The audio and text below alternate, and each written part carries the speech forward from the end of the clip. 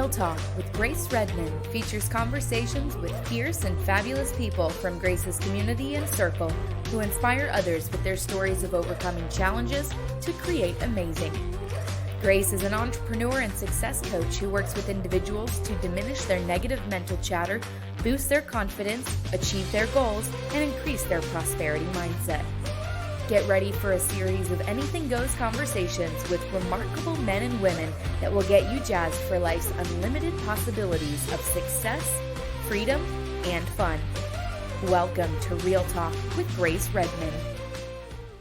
Welcome, everyone. It's Grace Redman, and I'm super excited to be live streaming this episode of Real Talk with Dr. Lisa Thompson. Hi. So I'm super excited to introduce Dr. Thompson to you guys. She is one of my favorite people.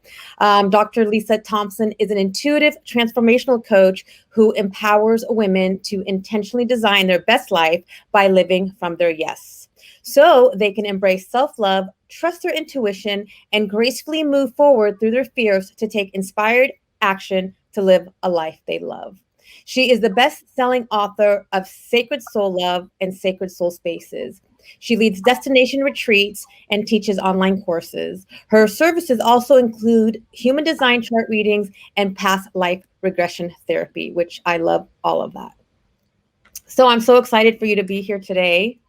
I am so happy to be here with you, Grace. You're also one of my favorite people. Oh, thank you. Thank you. There's so many amazing things that you do. So I'm not going to overwhelm you. I'm kind of going to just shoot it out there because, again, there's so many different, we could have 2 episodes with you. So I'll make sure to be gentle. Well, as I told you before we got on, I'm an open book. So we'll see where this goes. I love it. I love it. And that's what I love, just kind of real flowing conversation. And one thing that I loved was your book, Sacred Soul Love. And I struggled with relationships, most of my life. And so reading your book really helped me realize that I was looking for love in all the wrong places. I was looking for love outside of myself in every way. Yeah, my world. My world exactly. Up until I was like, okay, what's wrong here? I'm the common denominator in all of these relationships. And so once I realized that, then I'm like, oh, okay, it's not their fault. I mean, there are some issues that the two exes have for sure. But I'm the one that attracted them into my life. I know you're all about law of attraction, and it's like, what's going on here to be able to attract these kinds of unhealthy, toxic relationships? Oh, I lost you. I lost you a little bit. You said, yeah, I'm definitely all about the law of attraction. And yes, as hard as it is to say, I do believe we attract certain relationships and situations into our life for sure. Yeah. And so for me, it was like, once I started looking deep into myself, I realized like how injured I actually was in my emotions and my patterns, and that's what kept attracting the toxic relationships. And so what I had to do is really dig deep, get real with myself. This is real talk, but I had to get real with myself and be like, okay, what's going on here, and how can I change that pattern? How can I rewire my brain? Find my worthiness, find my self-love. Which is not number one, it's not easy to do. I mean, it definitely can be done. I've done it. And it's when I talk to people about this, like, okay, you have to dig deep. They're not really sure what that means. Like, so for you, what did dig deep mean? Like, what was the first step that you took? So I've been on this kind of journey of knowing myself, I think my whole life, just because of the family, my mother that I was born to, and the stuff that we did. But it really started, I think, when I was 18 or 19, where I started going to self-help kind of seminars, workshops, and having to look at like, oh, I'm putting the blame on everyone, but it's not their fault. I have to take some of that blame myself. And so it started there, but really it was when I was leaving my second husband, that's when I started doing the real work. And so where I started looking at was patterns of my family relationships Mhm. first and foremost, because what I realized was, wow, I came in like feeling abandoned and unlovable. And my parents, they were on the verge of divorce when they got pregnant with me. And they tried to work it out for a couple of years, but they ended up divorcing it when I was 2 years old. And then my mother moved me away from my dad to a different state to get support from her sister. And so then I only saw my dad twice a year. And and he wasn't very communicative. So then I felt abandoned by my dad. So I had daddy issues. Girl, I got some daddy issues too. And then my mother was a single mom trying to build a career, trying to support the family and trying to also have other like love relationships. And so I, being an only child and her life focused on that, I mean, she did the best she could, but I did not receive the love from her that I needed or wanted. And now that I know all about the love languages, what I realize is her way of giving love is not the way that I receive love. Mm, So it's, she gives gifts. my And mom did too. okay. It's funny you talked about the five love languages because I went to find your book on the bookshelf, and it wasn't there. I probably left it at home, but my eye landed on the five love languages. And sometimes we forget, if my language is words of affirmation, physical love, but then my mom, or physical touch, but my mom just gives me gifts. She's loving me in her way, but I'm not receiving it because I have a different love language. And then I feel unloved and unwanted. And that trickles down into my relationships outside of my home. Yeah, exactly. So my mother, hers is gifts and she still does that. And I know that that's her language now. Mhm. So I can receive it differently, but that's my least of all the languages. That's my least of receiving.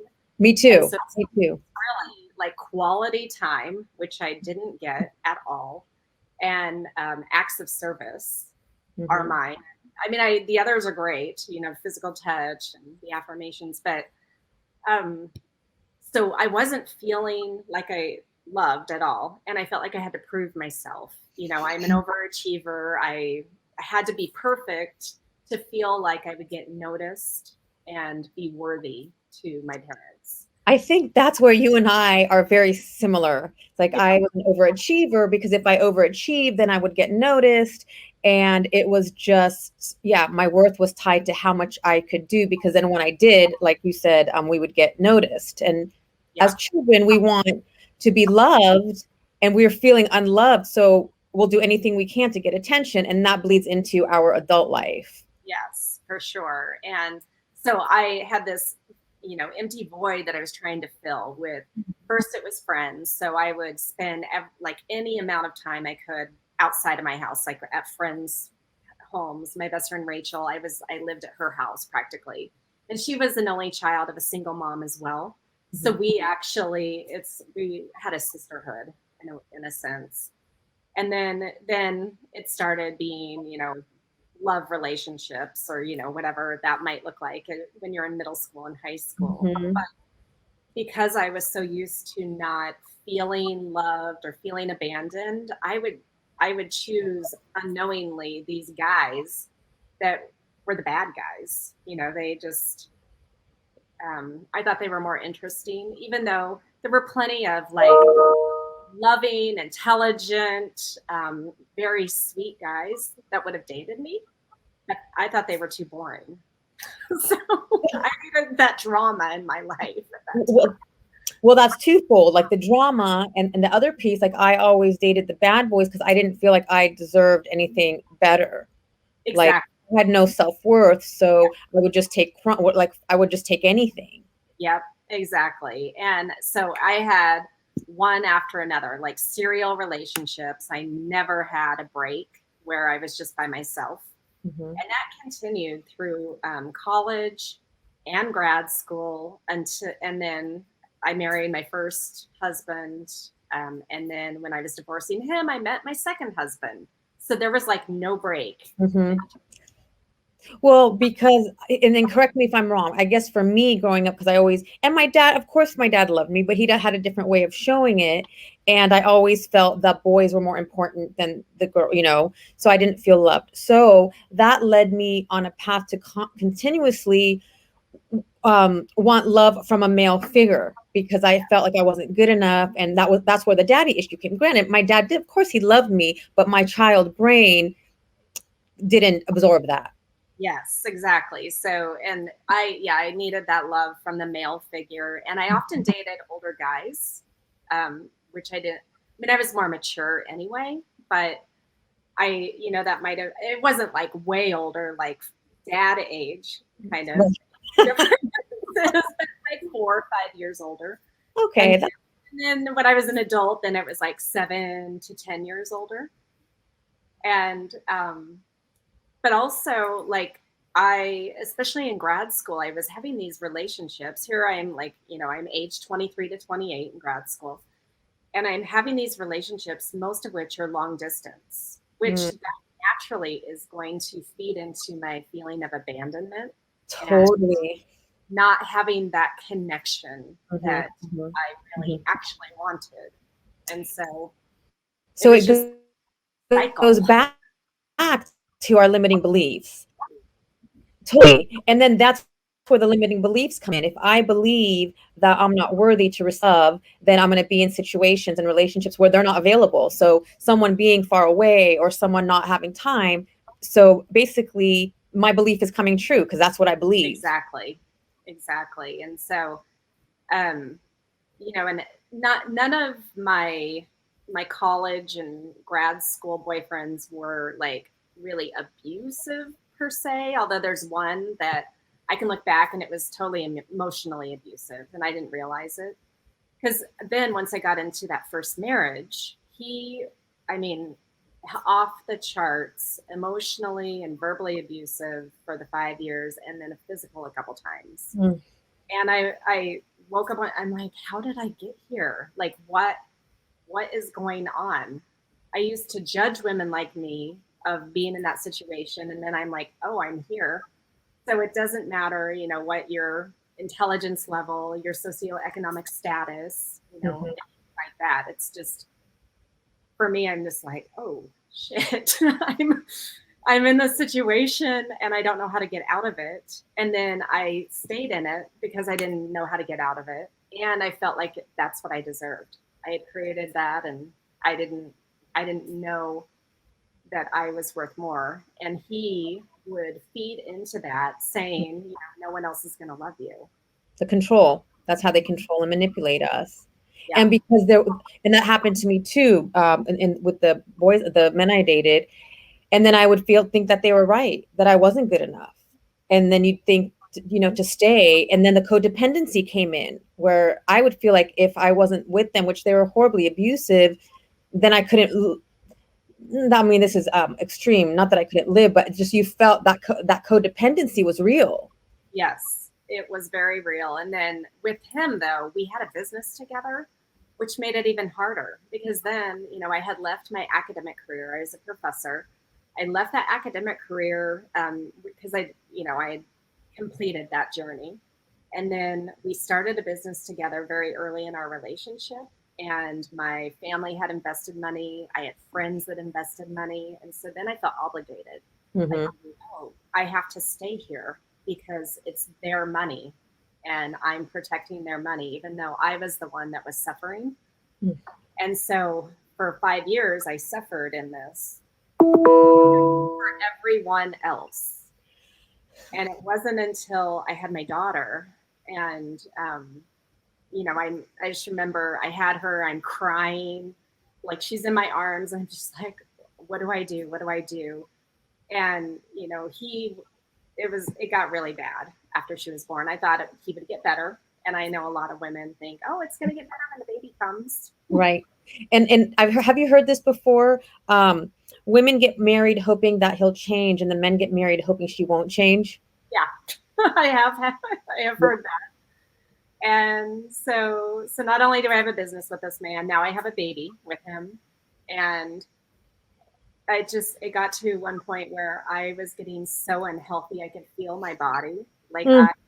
I knew that if I stayed in this, that I would create an illness, that I would probably die, or he would kill me. And that was my mother and my aunt's biggest concern with him. My aunt had volunteered for Safe Place for years, and when I was 6 months pregnant, she came to me and she's like, Lisa, I am so scared for you. I think I fear that he's going to kill you one day. That's And very scary. I'm like, okay, I'm 6 months pregnant. Like, what am I supposed to do with that information? I don't know what to do, how to get out of it. And so again, I just felt so stuck being there. And then I set a boundary, and he he was a big drinker, and he would get so angry when he would drink. And so I set a boundary, like, you can't do that anymore. And it lasted maybe 2 or 3 months, and then he crossed the line again. And so fortunately by then I had my dad and our business manager supporting me, of like, I called them, I'm like, I can't do it. I have to get him out of my life. And my daughter was only 7 months old. Mm-hmm. And so that was like one of the hardest things, but I did have that support. Like, I reached out, I asked for help finally. Mm-hmm. And I wasn't good about asking for help. I've never been good at asking for help. It's funny you say that, because I was talking to a client yesterday, and we got on the subject about asking for help. And again, it goes back down to not feeling, deserving of receiving. Yeah. Exactly. So it's like all of these challenges come back down to the core root of us not feeling good enough. Yes. And healing that worth part of us. Exactly. And so I kicked him out of the house, and then we had to divorce the business and each other. So that was a very long, expensive process. And my biggest fear of leaving him was that the business would fail, would crash, we'd have to close it, everyone would lose their money. And that fear did come true. So Mm-hmm. I had to work on that, of like not putting all the blame on myself, Mm-hmm. because I carried that for a long time. For sure. And I ended up like having to start from ground zero. So I had the divorce cost me over $100,000 just on my side of things. We had 2 homes. Now I have no business. So I had to file bankruptcy, which I thought I would never do. And I just had to start my life like brand new again, fresh start. And I've got this baby. And so even though it was really scary and I had no clue where it would end up, I just had to take one step at a time and really use the support system that I was finally getting and asking for, and really relying on them to help me through that. Now, it's so scary to leave that. I can't even imagine.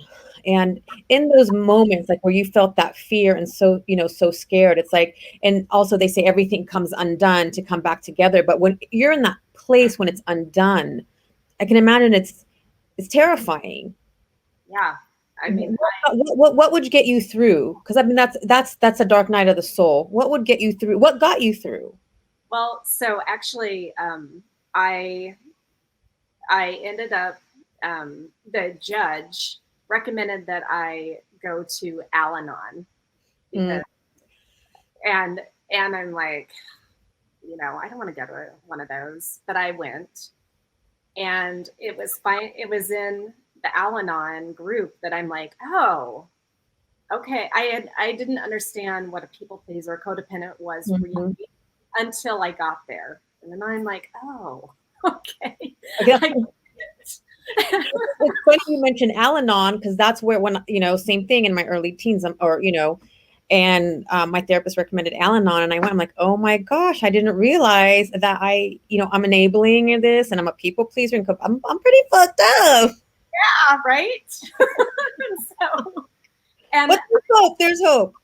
And that's also where I first learned how to be vulnerable, because even like if my vulnerability with my first husband was used against me in the marriage, in the divorce. And so it was scary to like expose myself as to this is who I am and what's going on. And so, but in that group, I was able to start opening up, sharing my stories, truly being vulnerable and authentic, not having to prove myself to get worthiness. And so that's actually where I got the most support in those early days. Mm-hmm. And some of those people became like family to me. And that's where I met husband number two, because he had divorced his wife who had a drinking problem. Mm-hmm. And so we had that kind of camaraderie, Mm-hmm. Mm-hmm. but I wasn't healed. And so it was just nice to have that security, that safety, that he Mm-hmm. wasn't a great person. Mhm. But I was with him for 8 years. Yeah. And I've also learned, like, wherever we are in our life at that time, we're going to attract the mirror of us, the reflection of us. So Exactly. it made sense. And I'm assuming, because I've, been there, it felt good that, okay, we have this thing in common. So it made it feel like a connection. Right. It definitely, it was a connection. It was safe. And, but what's interesting is that he portrayed himself as someone who he thought I needed or wanted him to be spiritually. But then when we actually got into the relationship and then I got pregnant, then he showed his true colors. And then I'm like, oh God, here we are again. And he wasn't abusive in the same way. He was just very controlling, Mm-hmm. and he didn't respect me and my belief system. He wanted to change me. So And you're like, nope. I'm like, nope, right. I am who I am. And so we, in our 8 years together, we spent 2.5 years in therapy. And, all the therapy in the world with that relationship was not going to make it work. And the beautiful part of all of this is you turned within and kind of, you talked about kind of when we connected, having all the insight answers within us. Yes. Yes. So you turned within, got out of the, that second marriage. Yep. And I was working with a coach, which I needed. Like I'm fine on my own, but I do way better with a coach, an accountability partner, a mastermind group. Me too. Always. Me too. So I was working with my coach at the time, and he was keeping me on track of like, okay, now let's work on this part of you. Let's work on this part of you. And he was really guiding me in that healing process. And he was making sure also that I wasn't dating people before it was time to date people. Mm-hmm. Because my natural tendency is like, okay, yeah, I need to be with someone. But I really wanted to be alone for a while and to fall in love with myself and to date myself. So that's what I did. Yes. And I love that. But, although I've been married for 23 years, there has been times in my marriage that I was dating myself, because same thing. I was looking for, all of these things outside of me and wanting, Mike to complete me, but he can't complete me. No man can complete me. I complete myself. And so when I started to go within and just started to love myself and date myself, I realized I've been doing this all wrong. I created, again, everyone has to take accountability. So I started to take accountability for myself. And I realized, like, I created this based on my fears, my insecurities, my beliefs. Yep. And I had to step away from all my relationships, not just my romantic relationship, but, outside, and then work on the relationship with myself. Because I feel like people treat us based on the relationship we have with ourselves. Exactly. Because, if we are loving ourselves, we're holding ourselves to a standard of our highest and greatest good, setting boundaries and feeling worthy enough to keep those boundaries, then people, then they will respect that. Yes. Yes. And And so I love, because I read your book, how, you met this attractive man that you really liked, and he seemed to also like you, and you held your boundary. Yes. Which was awesome because, most of the time we're just like, oh my God, this is great. I'm going to go for it. And our emotions lead us, and our emotions can be fickle. So Yeah. tell us, that setting the boundary and saying, choosing yourself before you said yes. Well, so you're referring to my husband, now Skip. And we met, and I mean, he was still going through his divorce when we met. Now they had been separated a lot longer than I had been separated from number two. But they hadn't finished the process yet, and he was still grieving. They had been together for close to 25 years. It's a long And time. he was heartbroken, because it came out of the blues, so to speak. I mean, there are probably always signs there that Always. pay attention to. Always. But so he was thinking when we first met, I'm never going to date anyone again. I'm just going to go live in a cave and basically have a dog and just be in my cave. Be safe. Yeah, right. Because he was so afraid to get his heart broken. And so for a good 7 months, we had this friendship where he was, it was developing. We're friends. We're talking every day. We're texting. We're going out and doing things like we're dating, but there wasn't that physical connection yet. And because number one, he was like, I'm not ready to date. He's like, but I'll be your fuck buddy. I'm like, no. Good for you. I'm like, I've already had that in my life. No, I want a real relationship, like give and take love. And so again, it took 7 months for him to finally, do enough processing, working on himself to be able to want to date. And then I was his person. I mean, I knew that right away. And he was like, you're intuitive. right. But my coach also, like, normally I wouldn't have that patience to allow someone to process and go through what they needed to go through. And so even like one night, he was like, maybe I just need to date other people first. And I'm like, okay, if that is actually what you need, then I will be your wingman. I will help you find someone to date. That would totally be me, something I'd say. And so we went to the bar, and I'm like, okay, I'm going to be your wingman. Well, so even though he said that, that's actually the first night that he kissed me. And I'm like, that's not going to work if you want to date someone else.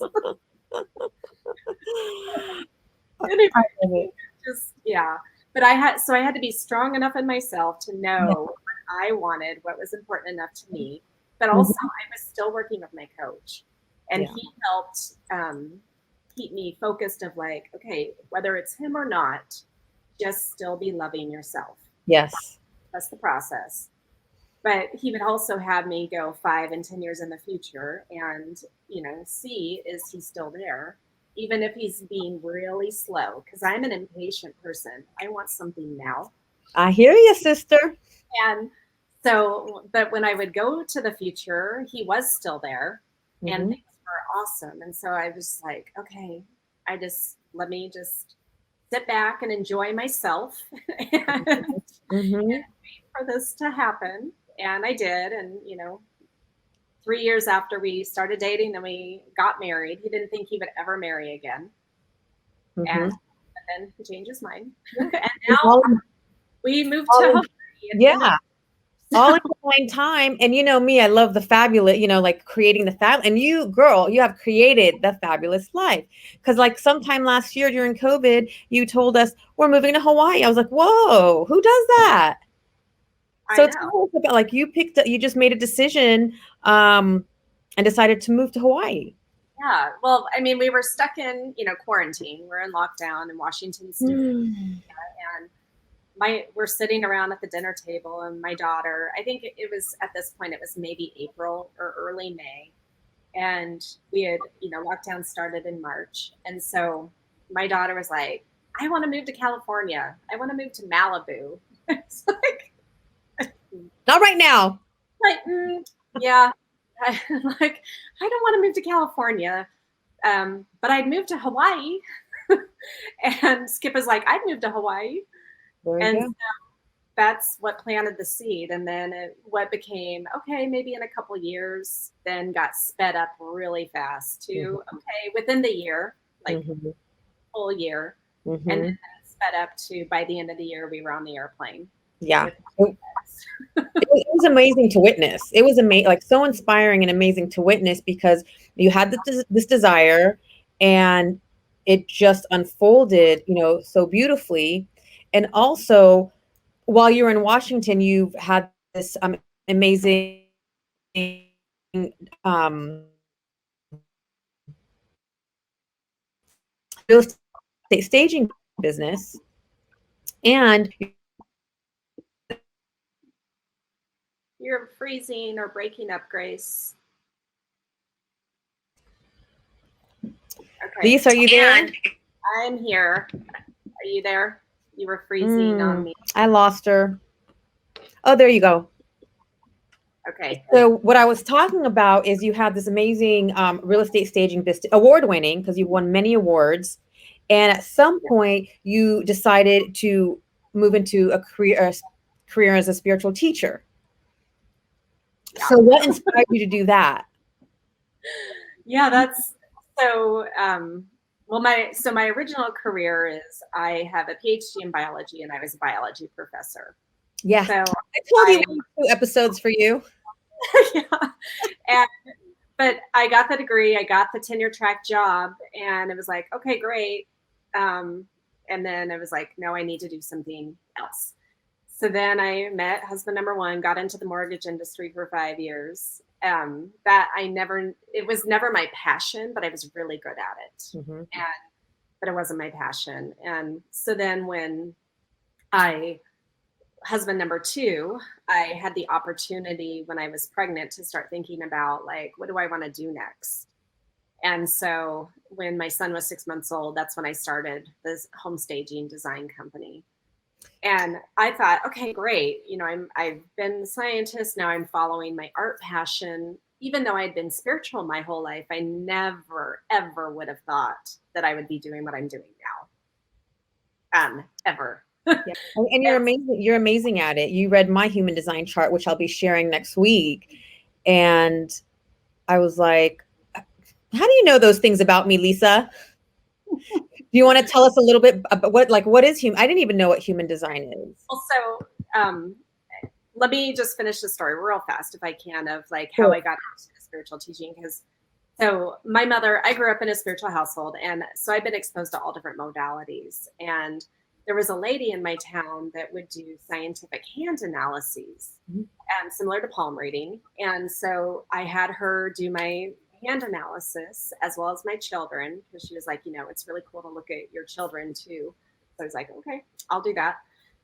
So what happened was that the soul path journey that me and both of my kids have is the same thing, which is, and it's pretty common for at least one of the kids to have a similar soul path as one of the parents. But for both of them to have the same one, and ours is very rare, like less than 10% of the world. Wow. And it was to be some sort of spiritual teacher.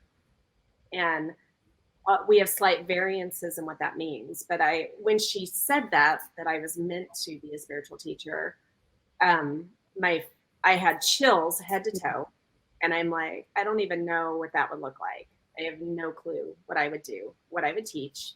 And so I just had to sit with it and wait, because around the same time, I had also met my human design coach, Kathy. And so she had done my chart, and I knew that one of the things, my strategies, is I have to wait to respond. And that's too. Yep. So rather than forcing, like, okay, what does this look like being a spiritual teacher? I had to just trust that something would come my way that would resonate with me, that I would get a yes, to then move that direction. And it actually took 2 years after the hand analysis for that thing to come. And I was at a Celebrate Your Life event, the International Women's Summit, and I was in a breakout session with Denise Lynn. Love her. I do too. one of the world's foremost past life regression experts, and she regressed us as an audience. I was there. So profound. Like I was in tears. I had the visions that I had in this regression. I was like, okay, I think this is, well, I was like, this is what I'm supposed to do next. And so I went up and met her at the end of the conference. And I was like, I feel like I need to be one of your students. Do you ever take students on? And she was like, sometimes I do. And that's all she said. But I got on her email list. And it was like 2 days later, I get an email in my inbox saying that she had one more spot available for her advanced past life regression training at her home a month from that time.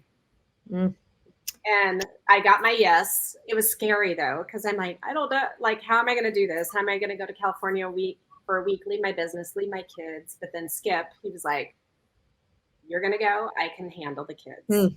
No worries. That's an amazing, I love that story. That's what started the ball rolling. And then it just kind of evolved from there of working with my coach with human design. She then offered this opportunity to train with her to learn how to do it for people. And so I got the yes for that. So then I started diving deep into learning it. And so I've been learning it over the last 3 to 4 years, like hardcore for myself and for doing it with clients. I mean, it's fascinating because you did my chart last week. And like I mentioned, I'm going to be sharing that video, but it was on point. And all I gave you was my birth date. I think it was just my birth date, right? Your birth date, time, and location. Yeah. Just so like for astrology. And, you know, I know you had gone through some of it with me before, but then when we got on the live and you started going through it point by point, I was like, whoa, it's really accurate. It is. I haven't, out of all the clients I've had now, I haven't had anyone be like, nope, that doesn't fit me at all. And you also, so the human design and the past life regression are two separate modalities. Obviously, would you recommend doing the human design first and then maybe the past life regression I as a combination? It depends on what someone is wanting to work on. So human design, one of my favorite aspects of human design is that it gives you information as to how you get to your inner wisdom. And so that's something that I've had to learn over the years is trusting that inner wisdom that's coming to me, because I would get it, like my whole life I would get it, but then I would override it with my logical mind. Yep. And that's actually what kept me in those 2 marriages well past expiration date. It's kept me in careers. It's just kept me in situations because I would override and analyze and be like, I would talk myself out of what I actually know to be true. For sure.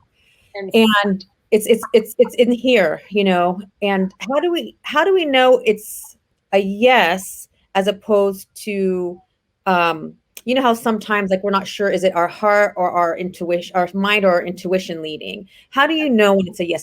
Does it feel different? Well, so different people get to their yes in different ways. So you and I, well, you're emotional, right? Your emotional authority. Yeah. So your yes comes differently than my yes. Got it.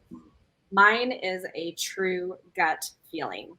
Like in that instant, if I have enough information, I will know immediately yes or no from my gut. And if I hesitate at any moment in that answer, I've already moved up to my head.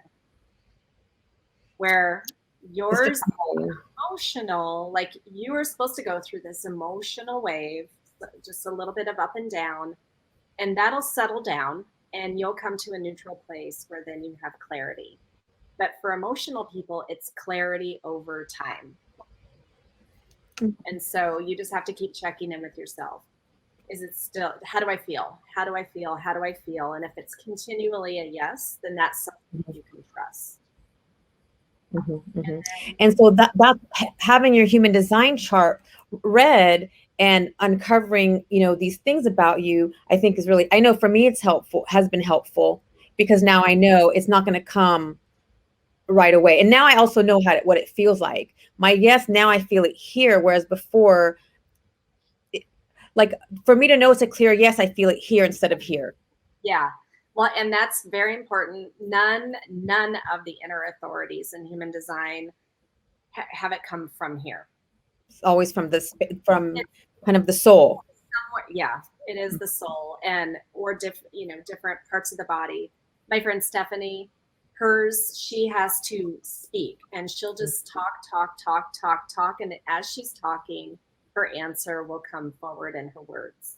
That's so beautiful. Allow space to just talk. And I think you just use the right word, like the best word to even describe, so much of this is giving ourselves space. Yes. Holding space for ourselves and recognizing that this doesn't happen overnight. It takes time and step by step, and it's a process. Yeah, absolutely. And it is like being very gentle with yourself, because we've been so conditioned our entire lives as to how we're supposed to come up with our answers. Mm-hmm. And society, our friends, our family, they've conditioned us. And we're such an immediate, like, we have to know the answer now kind of society and world. Instant gratification. Yeah. But the majority of people need some time to process. And so we need to start changing the way society operates at that level of making decisions. I agree. And asking for our needs. So for me, that's the biggest thing. The most practical tool that human design has given to me is knowing how to trust that yes when it comes up. And that's how I've been able to know, okay, yes, the spiritual teacher, yes to the past life, yes to the human design, yes to moving to Hawaii, yes to Skip as my person. And where past life regression, that's a whole different thing, because there are so many different things that you can do with past life regression therapy. One of the most powerful things that you can do is actually heal blockages and limitations.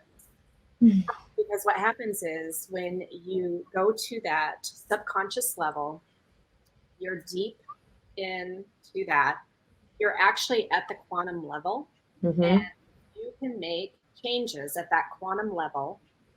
So if you're seeing something that comes up as a block, you can change that. You can change the story, you can change the meaning when you're in that deep level, so that when you come out of the regression, it actually starts to rewire your brain and completely change your life. So I had a girlfriend who would always call me and tell me about, oh, I went to this past life regression, therapist. And I was like, yeah, okay, you're not, like in my mind, I'm like, you're nuts. This, I didn't believe it. I was like, you're nuts. And I didn't tell her that until later. And because that wasn't just something I was conditioned to believe. So then I go to the same CYL event that you were at, and I was fascinated with the subject. And I went to Denise Lynn's a workshop that day. And because I was a certified hypnotist, I knew what she was doing in the room, in that moment. And I allowed myself, and I was struggling with something at that point. But in that room, in that moment, I had the most profound experience. I had a past life experience, and it helped me gain clarity to a challenge I was having. And it all made sense to me. And then I was like, oh my God, she's not crazy. I was the one that's crazy for not being open. I called her, and then I started looking up past life regression, and then Brian Weiss's name came up. And ironically, I don't know how long before that, someone had given me his book, and I was like, yeah, whatever. And I left it on my nightstand. So all of those things then lined up for me, and I was ready to receive the information that that past life regression to me, like is a real thing. Yeah, it is. And it works even if you don't believe in past lives. For sure. Really, all it is we're getting into your subconscious mind and where you've made up stories and where you're stuck in your patterns. Shifting those stories. Yeah, that's really what it is. And though in quantum mechanics, all timelines exist simultaneously. There is no past, there is no future. So it's really, we call it the past because maybe in our linear right now 3D human work experience, it looks like the past. but it's actually just a different multi-dimensional universe. I call that the Matrix. Yeah. Get me out of the Matrix. So, I mean, it's all fascinating. And a lot of this stuff, a lot of these things are new to me, but I've been so open to it, and I've been able to make some amazing life transformations, change stories, change patterns. I've been applying it with my clients, just like you've had an amazing life transformation. Oh, I saw Judy. Judy's here. She's the only one I could see. Hey, Judy. So, I mean, I think it's amazing. And like you said earlier, you've worked with a coach. I believe in the human design, the past life regression. So if someone's watching, listening right now, where can they reach you if they're interested in human design or past life regression to help them overcome whatever blocks they may be experiencing? So I have 2 different URLs. So depending on which one is easier for you all to remember, probably the easiest one to remember is mysticmanta.com. Manta, like as in manta ray. So mysticmanta.com. And then, or you can also reach me at drlisajthompson.com. And also, I'm going to have that information in the link. And I wanted to show my beautiful jewelry because Lisa also makes like this really incredible, fun jewelry as well. Like, is there anything you don't do? I don't know. Because I've got oracle cards, I've got jewelry, I've got books. Yeah, I think all of Lisa's work too. I do too. So I'm a creator. Yes, you're an incredible creator. And I love if you lived, here in California close to me, I would have you help me redecorate my house because your color schemes, your design, you just are so creative, and you do create beautiful, beautiful work. Yeah. So tell us something about us that we might not already know. Tell me something about you I might not already know. What do you not know about me? I know, I know a lot. You do know a lot. But there is something that I'd love for you to share with us because you've moved to the island of Kona and you are a scientist and you know so much about the sea and the ocean, which I find fascinating. So I know that you're hosting a retreat. Tell us a little bit about the retreat. Okay, I would love to. So I live on the big island of Hawaii on the Kona side. So people do say Kona Island. It's not Kona Island. It's Hawaii Island, but Kona side, which is the dry, the dry side, as opposed to the Hilo side, which is the wet, rainy side. We had to leave the rain in Washington. Seattle, right? Yeah. And okay, so in October, I am hosting a 6-day eco-spiritual adventure. And what that's going to look like, I'm limiting it to 6 women because I want it to be a truly intimate experience. And there's going to be like personal one-on-one coaching of past life regression, human designs. We're going to be revealing and healing the blockages. We're going to be tapping into that inner wisdom, the inner authority, accessing the power of the goddesses. Goddess Pele is the most famous one. She lives here. But she's got sisters, Namaka, Laka, and Hamea that we're going to work with, their energies as well. We have the amazing spirit animals here, the dolphins, the sea turtles, the manta rays, and if we're lucky, then the humpback whales will be back here too. And so we're going to work with the animal energy and get to experience them in their environment. And something that I've added on recently is, so the Hawaiians believe that they came from the Pleiades. Those are their ancestors. And that Pleiadian, Lemurian connection here on this island is extremely strong. And so we're going to bring some of that galactic connection energy into the retreat as well. Oh my God, that's going to be amazing. That's not everyone's cup of tea, but that's okay because again, I'm limiting this to 6 women. Yeah. And that sounds amazing. Yeah, I am so excited about the retreat. And Hawaii is magical. Hawaii and there is so magical. And some people, they just there are so many vortexes on the islands. So we're going to experience those. And some of them, like, people get healing. Some people get healing just being in the water. Mm-hmm. Well, water itself is so healing. Yeah. So there's this energy here, especially this island has an energy, being that it's still an active volcano. Like, there's intense stuff here that will expose. On that, I mean, ultimately, at the end of the day, it's all about energy. It is. All about energy, and us just, being one and being connected to the greater power, connected to each other. Ooh, I just got the chills. So you should come to Kona. Yeah, for sure. I know I won't be able to make it this October because we have a wedding, but I definitely would love to come to Kona. They're amazing. The pictures that you've shown are amazing. It's so fun having you today. Oh, you're seeing you again, Grace. I lost you. I know. Are you there? I'm here. Do you see me?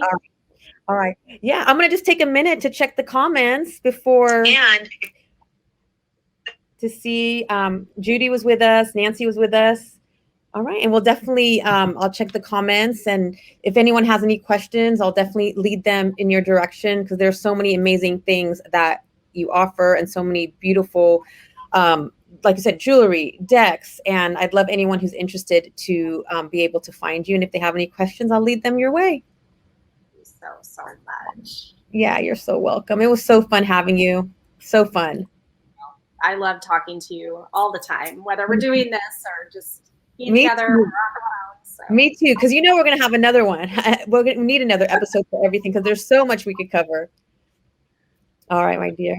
Thank you guys so much for joining us today on this episode of Real Talk. And for those of you watching the replay, don't hesitate to make comments, and because I will definitely keep checking them. I'm sure Lisa will check them too. And if you have any questions, we will get to them.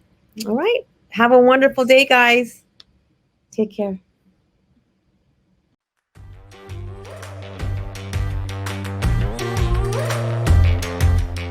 Hey, love, thank you so much for listening today. I am so grateful for you.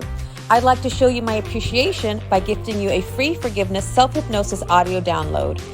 Part of living the fun and fabulous life is practicing forgiveness. Forgiveness can be such a long and challenging process.